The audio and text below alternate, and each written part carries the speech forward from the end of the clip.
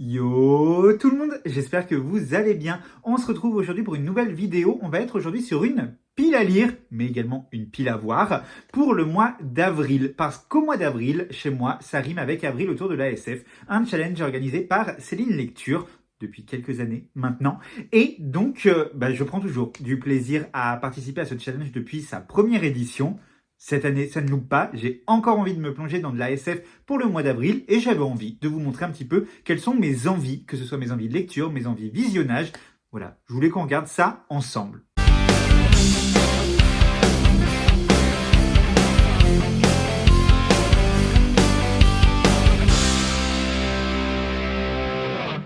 Avant de vous présenter ma pile à lire et ma pile à voir pour ce mois d'avril, je vais quand même vous expliquer ce qu'est Avril autour de la SF. Avril autour de la SF, c'est un challenge qui a été créé par Céline, du compte Céline Lecture sur Instagram. Je crois que la première édition, c'était en 2021, donc c'est un challenge qui a quelques années maintenant. Et le principe, c'est de mettre en avant, de mettre en lumière des œuvres autour de la science-fiction, d'où le nom Avril autour de la SF. C'est un challenge auquel je participe depuis la première année et c'est un challenge qui me plaît beaucoup parce qu'il est vraiment sans prise de tête. C'est un challenge qui est ouvert à tous les formats comptent, que ce soit du point de vue lecture, où vous pouvez lire de la BD, du manga, du roman, de la non-fiction. Voilà, tout compte dans ce challenge, mais également les visionnages. Vous pouvez regarder une émission, vous pouvez regarder un film, vous pouvez regarder une série, un documentaire, enfin peu importe. Du moment que ça tourne autour de la science-fiction, eh ben ça marche. Et c'est ça que je trouve trop cool. Je crois que Céline inclut même tout ce qui est puzzle, tout ce qui est jeux vidéo dans un univers science-fiction. Voilà, c'est vraiment pour promouvoir toutes les œuvres qui tournent autour de la science-fiction. Quand Céline elle a lancé le challenge la première année, c'est vrai que j'avais un petit peu peur de me lancer. Je crois que c'était le premier challenge auquel je participais en plus. Et je me suis dit, science-fiction, waouh. Personnellement, j'en lisais pas. Dans ma tête, science-fiction, c'était vraiment Star Wars, Star Trek, voilà, tout ce qui se passe dans les étoiles et tout. Et finalement, en fait, la science-fiction, il y a énormément de sous-genres avec des choses complètement abordables. C'est vrai qu'on n'est pas tout de suite dans quelque chose de compliqué. Quand on voit du Divergente qui est accessible pour du young adulte, les Hunger Games, voilà, tout ça, c'est de la science-fiction, tout ça, ça marche. Et donc, du coup, moi, ce challenge me permet de faire des belles découvertes, de faire exploser ma wishlist, de repérer des films dont je n'ai pas entendu parler et qui finalement me donnent trop envie. Et donc d'une année sur l'autre, je récupère les idées de l'année d'avant pour les regarder l'année d'après. Et donc voilà, je trouve ça super chouette. Céline, elle a un Discord où on peut papoter, où on peut échanger des idées, où on peut se retrouver à plusieurs à lire le même livre. Et finalement, Céline organise une lecture commune dessus, elle nous crée une petite salle et tout. Enfin, je trouve ça trop chouette comme challenge. Et donc voilà, c'est pour ça que je participe une année de plus à ce challenge. Pour pas que ce soit trop redondant pour vous, je vais mixer pile à lire, pile à voir. Va y avoir des DVD, va y avoir des livres, va y avoir beaucoup de choses. Clairement, je ne pourrai pas tout regarder, je ne pourrai pas tout lire. Mais voilà, j'avais pas envie de me limiter à 4 livres, sachant qu'au mois d'avril, généralement, je lis peu. Je ne sais pas pourquoi, mais tous les mois d'avril, je lis peu. Et par contre, je dévore du film ou de la série. Je sais pas pourquoi, mais tous les mois d'avril, j'ai l'impression que c'est une malédiction. Il m'arrive toujours un truc au mois d'avril, et donc du coup, j'ai pas le temps ou j'ai pas l'envie de lire. Mais je me suis un peu enflammé quand même sur ma pile à lire. Ça me laisse du choix, ça me laisse des idées. Et donc voilà. Le premier livre que je souhaiterais lire en ce mois d'avril, il s'agit du spin-off de Hunger Games. Donc c'est Hunger Games, La balade du serpent et de l'oiseau chanteur par Suzanne Collins aux éditions Pocket Jeunesse. J'ai lu la trilogie Hunger Games et je n'ai pas lu alors je dis ce spin-off, mais c'est ce préquel, parce que ça se passe avant. On nous dit que c'est je sais plus combien Hunger Games, la 10e édition des Hunger Games. Donc voilà, on remonte dans le temps. Et voilà, c'est une histoire qui me tente beaucoup. Il y a un film qui est sorti, j'ai le DVD du film, mais j'attends de lire le livre avant de voir le film. Donc il est temps, parce que je trépigne d'impatience d'en savoir plus sur cette histoire depuis qu'elle est sortie. Donc voilà, je me dis, il est temps de partir à sa découverte. Je ne sais pas si vous vous souvenez, il y a quelques mois, j'avais reçu un colis surprise des éditions Akata contenant leurs 4 dernières parutions en one-shot manga. Et dedans, il y en avait un, et je m'étais dit, celui-là, j'ai envie de me le garder pour le mois d'avril, parce que je trouve qu'il irait tellement bien. Et donc, Bah voilà, je ne l'ai pas lu depuis, je me l'étais réservé et il est toujours là. C'est Black Blood par Kuku Hayat aux éditions Akata. On est sur un manga de science-fiction parce qu'ici on va suivre un robot qui était un robot soldat qui va être las de sa condition de soldat et qui va vouloir prendre une retraite de cet emploi et il va se reconvertir en agent de sécurité sur une autre planète. Sur cette autre planète, il va rencontrer un botaniste et il va se poser des questions. Est-ce que dans sa condition de robot, il peut éprouver ou non des sentiments, une attraction, parce qu'il a un petit lien avec ce botaniste et il n'arrive pas à l'expliquer. Voilà, c'est tout ce que j'en sais. Mais on nous dit derrière, romance, science-fiction, feel good, c'est un one-shot et je trouve que c'est parfaitement adapté au challenge. Ensuite, j'ai choisi un livre que j'avais reçu en cadeau l'année dernière, je crois, qui me faisait trop envie, que j'avais vu passer justement dans le challenge chez pas mal de personnes. Il y avait eu beaucoup de bons retours et il s'agit d'Aurora Squad, le tome 1 qui est écrit par Amy Kaufman et Jay Christophe. C'est chez Casterman. On est ici dans un roman qui se passe, je crois, dans l'espace et au vu du résumé, ça a l'air d'avoir une vibes un peu les gardiens de la galaxie, avec des anti-héros. On nous dit 2380, quelque part dans l'espace, et si le sort de l'univers dépendait de 7 têtes brûlées à l'humour cosmique. Voilà, ça a l'air assez fun. Le côté un peu espace et tout, ça peut être très sympa. On nous dit, vous vouliez des héros, désolé, on n'a trouvé que. Donc vraiment, moi, ça me fait penser aux gardiens de la galaxie. Je pense que c'est une lecture où on peut se régaler. Et un autre livre que j'ai reçu pour mon anniversaire cette année, qui est sorti en 2025, qui me tentait trop. Donc forcément, j'étais obligé de le mettre dans cette sélection. Il s'agit de Snow Globe par So-Young Park, qui est publié chez Nathan. On est ici sur une dystopie coréenne où on va plonger dans un monde qui a vécu une crise climatique et notre monde est recouvert de glace. Presque partout, sauf sous un globe qui est un grand dôme où du coup là le climat est régulé, est tempéré et c'est l'élite qui est à l'intérieur, une élite qui est filmée et qui est retransmise dans tout le pays. Et dans cette histoire, on va suivre une héroïne qui, elle, a une condition de vie, pas terrible comparée à ce qu'elle voit à la télévision. Et elle rêve d'intégrer ce dôme, ce snow globe. Et il se passe des choses pas très jojo à l'intérieur de ce globe. Lesquelles sont-elles? Faudra lire le livre. Mais en tout cas, moi, ça me donne hyper envie. Avant de continuer les lectures, on va partir un petit peu dans les films et séries que j'aimerais regarder. Et il y a ce classique, Le 5e élément avec Bruce Willis. Un film que je n'ai jamais vu. Je ne sais pas pourquoi. Ou alors je l'ai vu, mais je n'en ai aucun souvenir parce que j'étais trop jeune. Mais en tout cas, c'est un film qui ne me parle pas.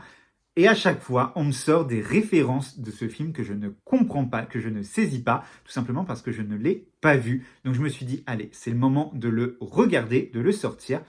Le 5e élément. Un autre film qui, je pense, est culte. Celui-là, je l'ai vu quand j'étais enfant, mais je vous avouerai que je n'en ai quasiment plus aucun souvenir.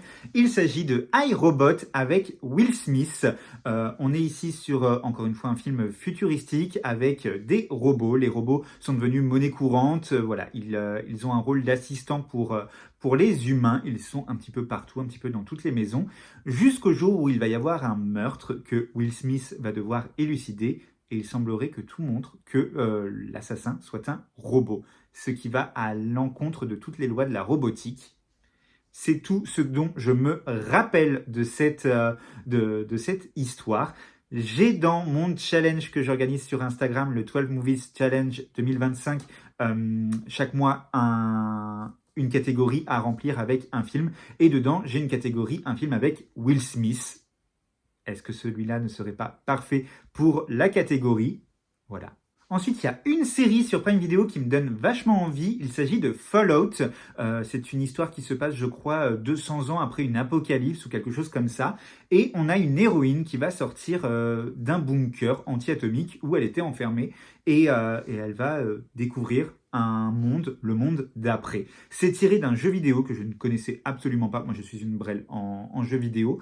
Mais j'ai vu des extraits de cette série qui me donnaient bien envie. Donc, je me dis, pourquoi pas. Ça a l'air tout à fait adapté à ce mois autour de la SF. Donc, voilà, c'est l'occasion. Un autre film que je veux absolument voir en ce mois d'avril, je l'ai eu pour mon anniversaire de la part de Maureen. J'avais eu un coup de cœur énorme pour le tome 1. Il faisait partie de mes 5 meilleurs films de l'année 2024. Dune 2 avec Timothée Chalamet dans le rôle de Paul Atreides. Voilà, j'avais adoré le premier volet et c'est un univers que je trouve captivant. Encore une fois, les plans, moi à chaque fois, ils m'embarquent. J'ai déjà regardé 2 fois le premier film. Je pense que je le regarderai une 3e fois pour le mois d'avril. Et ensuite, j'enchaînerai avec ce 2e volet que pour le coup, je n'ai pas encore vu, mais que j'ai hâte de regarder. Tout à l'heure, quand je vous parlais d'Aurora Squad, ça me faisait penser aux Gardiens de la Galaxie. Eh bien, sans transition aucune, j'ai mis les Gardiens de la Galaxie 3 dans ma pile à voir. Celui-là, je ne l'ai pas vu. D'ailleurs, ça se voit, il est encore emballé. J'ai vu que les 2 premiers et c'est une histoire que je trouve très sympa, très fun, voilà, qui se passe dans l'espace et on a un melting pot dans ce groupe de personnalités et de races extraterrestres et c'est merveilleux. Et donc du coup voilà, je me dis est-ce que ce serait pas le moment de regarder ce 3e film et comme ça me ferait avancer et rattraper mon retard que j'ai sur les films Marvel. Dans Les Gardiens de la Galaxie, l'acteur principal c'est Chris Pratt et il est également à l'honneur d'un autre film de science-fiction qui vient de sortir sur Netflix et qui me donne bien envie du peu que j'en ai vu. Il s'agit de The Electric State. On est encore une fois sur un film avec des robots qui sont dans notre univers. J'en sais très peu. J'ai juste vu quelques extraits, quelques images et voilà, je me dis ça a l'air bien sympa, donc pourquoi pas. Dans le challenge avril autour de la SF, une franchise ne compte que pour un item. Si vous regardez un film Star Wars ou 10 films Star Wars, vous n'aurez toujours qu'un seul item de validé pour cette franchise. C'est pas ça qui va m'arrêter. J'ai choisi de me lancer dans la trilogie, la nouvelle trilogie. Enfin, on peut plus dire la nouvelle parce qu'il y en a un autre qui est sorti récemment au cinéma. Dans une trilogie, La planète des singes, donc avec La planète des singes, les origines, La planète des singes, l'affrontement et La planète des singes, suprématie. Donc voilà, c'est les 3 films où on retrouve César en personnage principal. César, c'est ce singe. Et voilà, j'avais lu il y a 2 ans, 3 ans, le roman original de Pierre Boulle, La planète des singes, et que j'avais trouvé sympa, mais j'avoue que j'avais préféré les films quand même. Je les ai tous vus, mais c'est un univers que j'adore, et ça fait quelques années que j'ai pas revu un film, La planète des singes, et je me dis, voilà, le moment pour se relancer dedans. Est-ce que ce serait pas le challenge de Céline? Donc voilà, je me suis préparé, ça me comptera que pour un palier, mais au moins, voilà, je replongerai avec ces 3 histoires dans cet univers. On va revenir au livre et à la pile à lire avec le roman L'incivilité des fantômes qui est écrit par Rivers Salomon aux éditions J'ai lu. C'est une histoire qui de base j'avais acheté parce que il y a de la représentation intersexe à l'intérieur. C'est une représentation LGBTQIA+, qu'on ne croise quasiment jamais en littérature et donc forcément j'avais envie de me procurer le peu d'ouvrages où elle est mise à l'honneur. Et il y en a dans L'incivilité des fantômes. Donc on est ici dans de la science-fiction parce que la Terre est devenue inhabitable. Et donc du coup, les humains se sont envolés dans un vaisseau-monde à travers l'espace en quête d'un nouvel abri, d'un nouveau pied-à-terre. Généralement, ça sonne vacances, ça sonne bord de mer. Voilà, d'une nouvelle planète où vivre, où s'établir. Sauf que dans ce vaisseau-monde, on a un peu régressé. Voilà, il y a les fantômes de la ségrégation qui sont revenus. Et dans cette histoire, on va suivre une héroïne noire. Donc, elle est reléguée au 4e sous-sol à faire des tâches ingrates.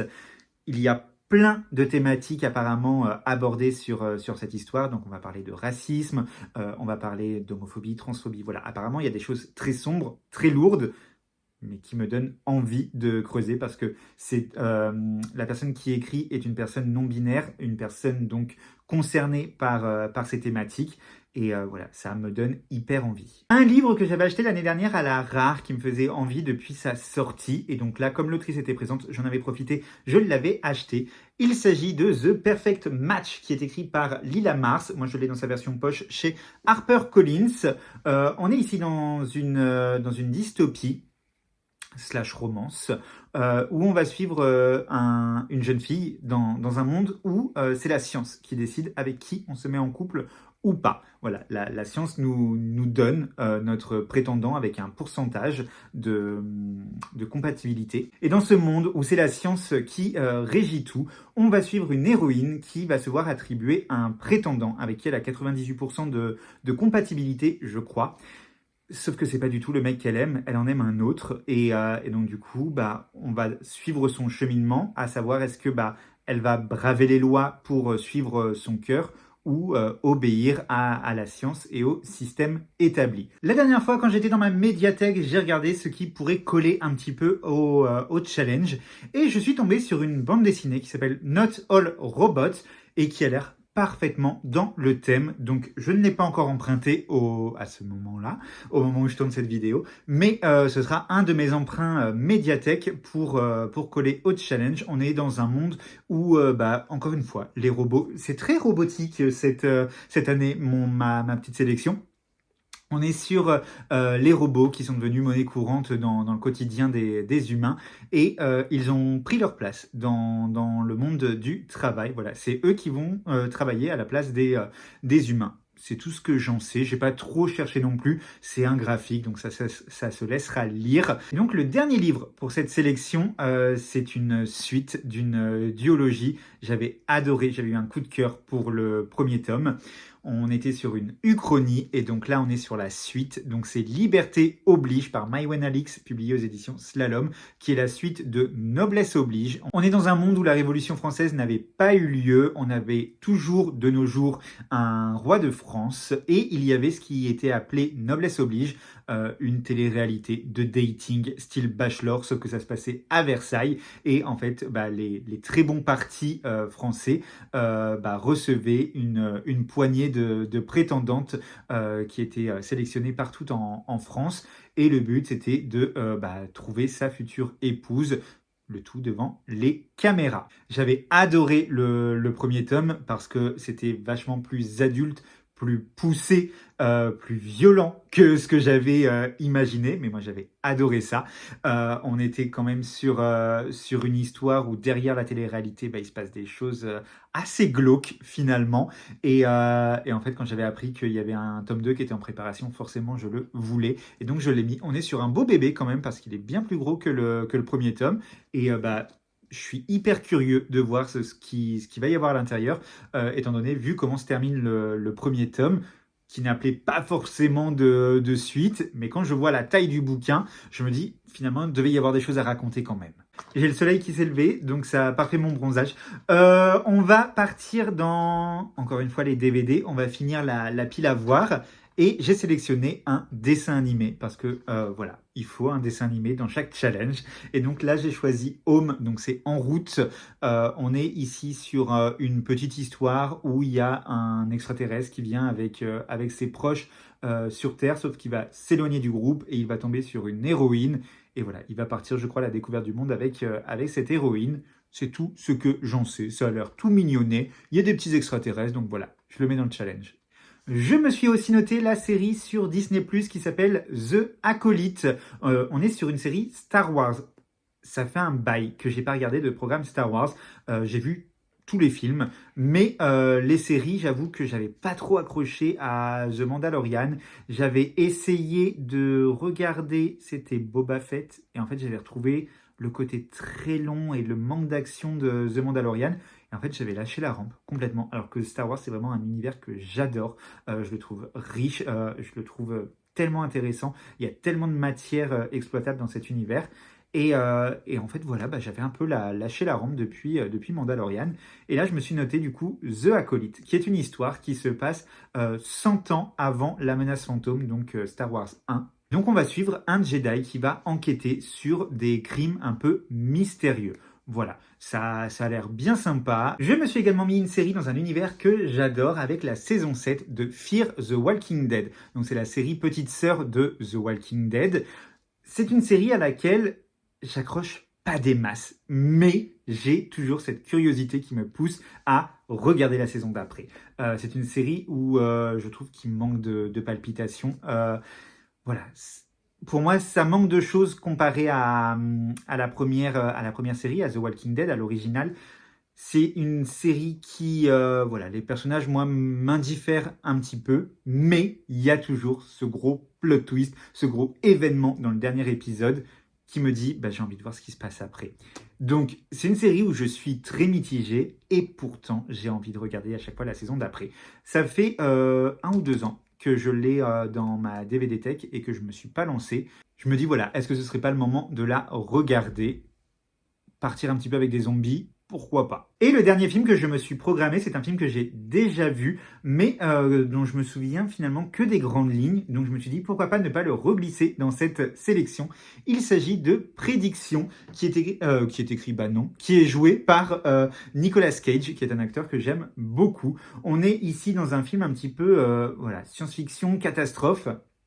On a un physicien qui va découvrir une suite de numéros qui ont été écrits par une petite fille il y a 50 ans.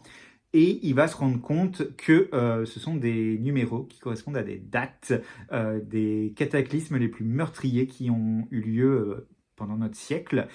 Sauf qu'à un moment donné, bah, ça s'arrête et bah, il craint une apocalypse, une fin du monde. Et donc voilà, ça va être cette enquête de Nicolas Cage qu'on va suivre. J'avais beaucoup aimé, j'avais été surpris. Moi, j'adore les films catastrophes. Donc là, j'avais été servi avec celui-là. Et je me dis, voilà, bah, j'ai très envie de le revoir. Et ben écoutez, ça y est, je vous ai présenté tout ce que j'avais à vous présenter, tout ce qui me donne envie pour ce mois de la science-fiction qui arrive à grands pas.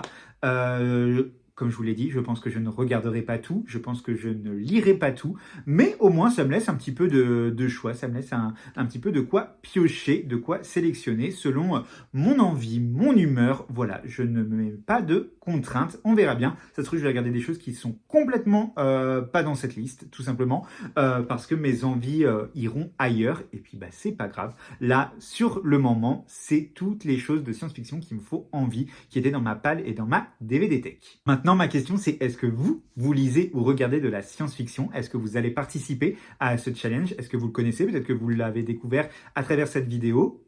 Et est-ce que ça vous intéresse? Du coup, n'hésitez pas, les commentaires sont là pour papoter. Je serai ravi d'avoir vos retours sur ce genre qu'est la science-fiction. Et puis bah voilà, je m'arrête ici. Je vais vous souhaiter une belle journée et je vous dis à très vite. Ciao!